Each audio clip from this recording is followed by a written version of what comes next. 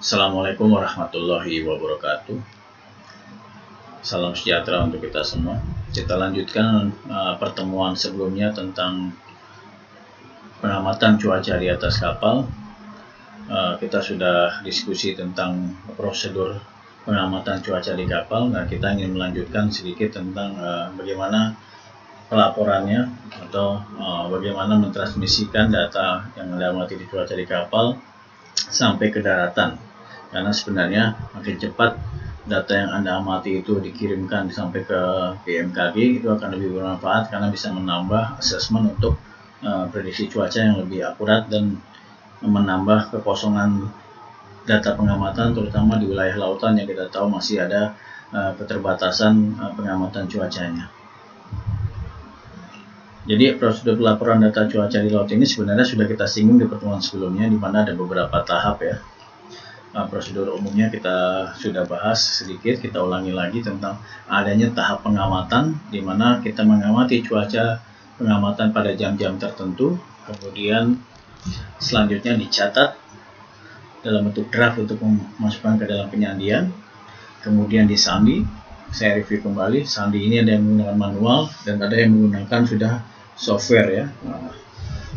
Mudah-mudahan nanti ada waktu kita untuk menggunakan software ya, jadi Anda lebih mudah nanti kalau Anda bekerja di perusahaan asing, biasanya software ini dipakai ya, terutama di perusahaan Inggris atau di Eropa menggunakan software ini. Sebenarnya lebih mudah, tapi sebelum sampai ke sana, mari kita belajar filosofi pemahaman tentang bagaimana menyandi sip. Kalau sudah paham, nanti tinggal enak menggunakan teknologi 4.0, komputer, aplikasi apapun itu, hanya klik-klik aja, tapi filosofinya Anda sudah tahu, itu yang penting. Kemudian dilaporkan, jadi pengiriman sandi tadi dilaporkan baik telegram atau email ya, by Inmarsat sudah kita discuss. Kemudian jangan lupa diarsipkan. Jadi 5 tahap ini harus ada dalam prosedur pengamatan cuaca di atas kapal hingga sampai dikirimkan dan diarsipkan di logbook ya. Logbooknya seperti apa? Agak berbeda. Kalau logbook yang biasa dilakukan adalah hanya beberapa kolom dari logbook perjalanan Anda. Misalkan hanya suhu, tekanan, arah angin, kecepatan, keadaan state of sea-nya bagaimana. Arus laut juga hanya seperti itu ya. Nah, nanti kita punya format logbook yang lebih besar, lebih banyak parameternya. Nanti kita singgung sedikit ya, biar Anda ada paham. Nanti di akhir Bapak kasih tugas supaya Anda lebih memahami kembali. Ya, mahasiswa harus diberi tugas biar semangat membaca. Kalau enggak nanti masih tidur atau main games terus ya gitu ya. Oke, ini sudah juga kita bahas sebelumnya tentang pengamatan cuaca. Bapak skip aja ya, dengan mereview kembali jam-jam pengamatan penting. Kalau bisa 6 jam sekali sudah bagus, syukur-syukur bisa 3 jam pengamatan. Wah, luar biasa nih kalau Indonesia bisa seperti ini. 2/3 kita negara maritim, semua kapal yang mengamati ini, sehingga prediksi cuaca di laut akan lebih bagus dan akurat ya. Jadi gitu sebenarnya ceritanya ya. Wah, kenapa Pak pengamatan gelombang, informasi gelombang yang diberikan BMKG itu tidak sesuai dengan di lapangan? Itu tadi BMKG memberikan informasi perkiraan cuaca gelombang di suatu wilayah perairan atau lautan. Nah, feedbacknya dari mana? Karena keterbatasan dari pengamatan kita di insight itu ya, atau di insightnya, sehingga kita perlu verifikasi. Verifikasinya paling mudah dari mana? Ya dari pengamatan yang dilakukan di atas kapal. Itu sebenarnya feedbacknya.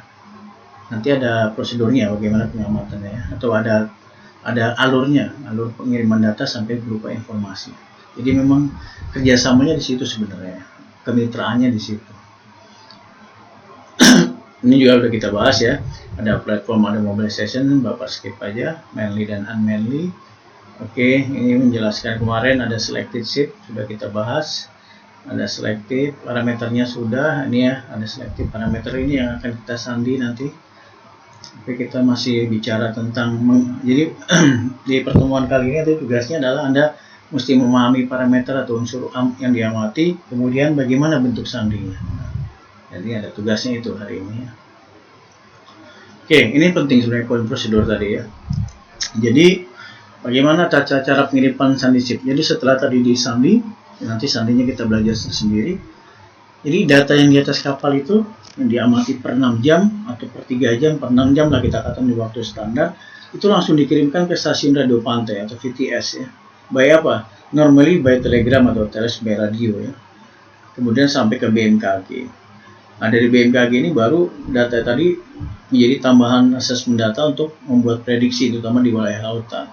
Bila sudah menjadi informasi, maka dikirimkan lagi ke stasiun pantai, dari sini ke kapal. Karena kita tidak bisa langsung ke kapal komunikasinya. Komunikasi kita tidak bisa ke kapal langsung, jadi sudah pantai. Walaupun karena kita tahu Inmarsat itu mahal ya, sehingga BMKG menyediakan dua. Yang satu ketika kirim by telex atau by email ke stasiun pantai, dan ke beberapa, kalau sekarang di atas 100 perusahaan pelayaran diberikan pelayanannya oleh BMKG ya. Pelayanan dan mungkin perusahaan di calon perusahaan Anda atau di kapal-kapal yang dimiliki Anda sudah menerima informasi cuaca ya. Tapi dengan teknologi sekarang sudah maju, sebenarnya lebih mudah karena BMKG sudah memberikan atau memprovide di websitenya, di medsosnya, website yang lebih bagus di peta maritim bmkg.id. Anda bisa akses semuanya di situ. Sudah kita pelajari sebelumnya ya. Anda bisa buka websitenya. Di situ ada Ocean Forecast System, ada perakiraan mingguan, perakiraan 3 harian, perakiraan gelombang tinggi, alur penyeberangan, pelabuhan dan sebagainya. Jadi sudah lengkap. Jadi kalau Anda akses internet yang baik di kapal, Anda bisa langsung masuk ke websitenya BMKG dan itu free ya. Nah, kemudian kita kembali ke tadi. Kalau normally pengiriman data SIP pakai apa? Dari logbook tadi dimasukkan ke radio, ada free of charge, bro. Jadi itu radio officer sebenarnya free of charge ya, karena memang datanya, frekuensinya disediakan oleh Kementerian Perhubungan karena sesuai dengan aturan SOLAS tadi, sehingga tidak dipungut biaya gitu ya. Terus yang penting juga, setiap berita cuaca yang dikirim perlu dicantumkan sandi OBS atau OBS ya. Nah, ini supaya Anda lebih free, jadi sandi OBS. Ini kalau pelaut-pelaut di masa lalu ya, dia sudah paham dengan ini. Kalau sekarang mungkin karena radio officer atau markonisnya sudah nggak ada, dirangkap kadang-kadang oleh deck officer seperti Jumudi dan Mualim, jadi kadang-kadang ya dikerjakan sendiri semuanya. Ada frekuensi radio dan jam pancaran yang disediakan untuk informasi OBS atau sandi cuaca ini. Nah, ini frekuensi yang disediakan. Saya tidak tahu, bisa dicek lagi, tapi harusnya masih, karena disediakan oleh Kementerian Perhubungan melalui Disnap atau VTS tadi. Jadi yang 24 jam itu frekuensinya ini ya.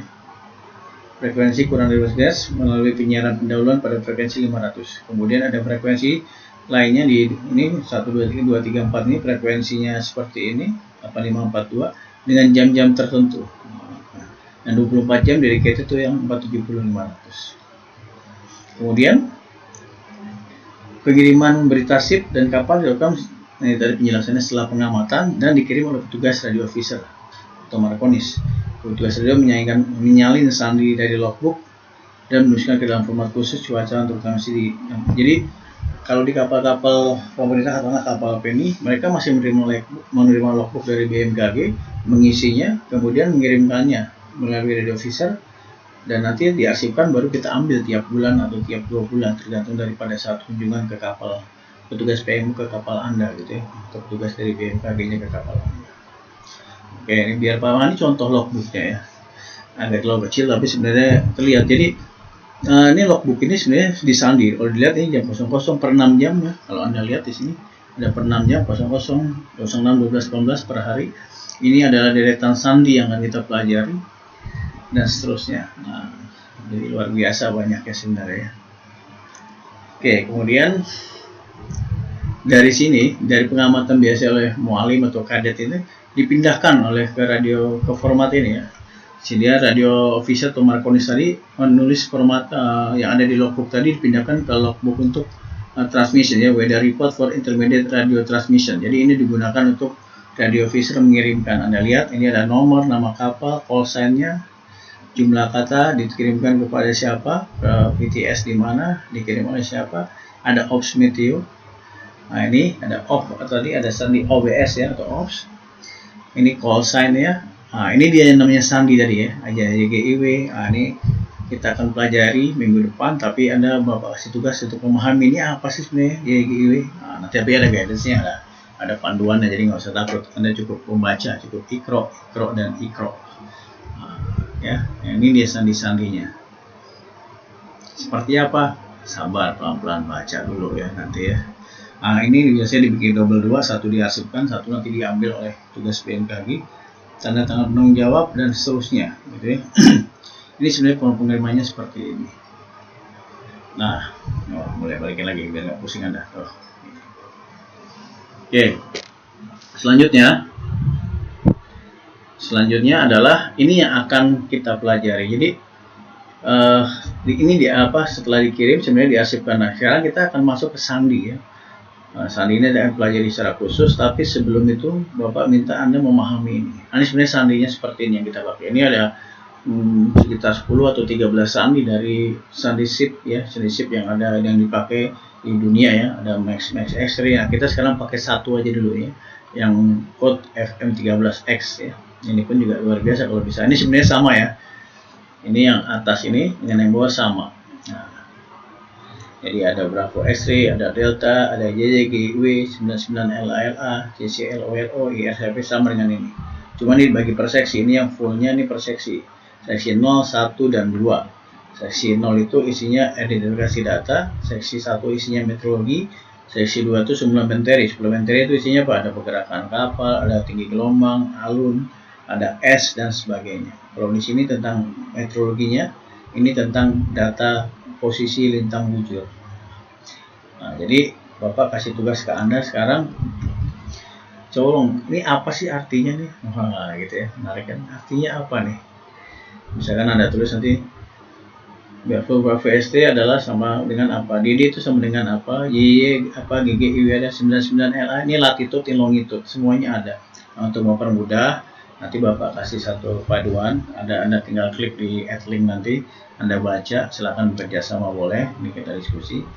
Kemudian ini IRX apa, H ini apa, VV apa, N ini apa, DF. Jadi semua per 5 digit. Kalau berikan 1, 2, 3, 4, 5. Jadi nanti isinya ini akan 0 sampai 9 ya. 0. Nah, nanti kita pelajari di minggu depan, baru kita pelajari untuk latihannya ya. Nah, sekarang Bapak minta Anda menerjemahkan, mengerti apa sih sebenarnya, mengenali ya. Apa nih? Oh, seksi 0 nih isinya ini IR apa? Biasa gini, IR, IX, VV. IR-nya apa? IX-nya sebenarnya apa? Hanya apa? VV-nya apa? Nah, nanti minggu depan kita bahas ya. Nanti Bapak kasih guidance panduannya. Ya, Anda membaca dulu, isi sesuai yang Anda mampu. Silakan diskusi. Harusnya mampu, Anda membaca saja. Nanti minggu depan baru Bapak jelaskan secara detail. Dan pada saat praktek, Bapak kasih contoh soal untuk melakukan menyandi data cuaca pengamatan di kapal menjadi sandi SIP. Oke ya. Nah, itu saja. Jadi mudah-mudahan tetap semangat. Silakan dibaca, diklik di add link di situ juga. Oh ya, Bapak juga kasihkan videonya juga ya, supaya Anda lebih mudah memahami penjelasannya. Kalau belum paham juga, silakan komen, silakan diskusi di add link atau di mana. Add link yang paling nyaman ya. Jangan WhatsApp, sehingga kita bisa lebih paham dengan waktu yang tinggal 2, 3, 4 pertemuan ini. Itu saja. Semoga bermanfaat. Selamat siang. Assalamualaikum warahmatullahi wabarakatuh.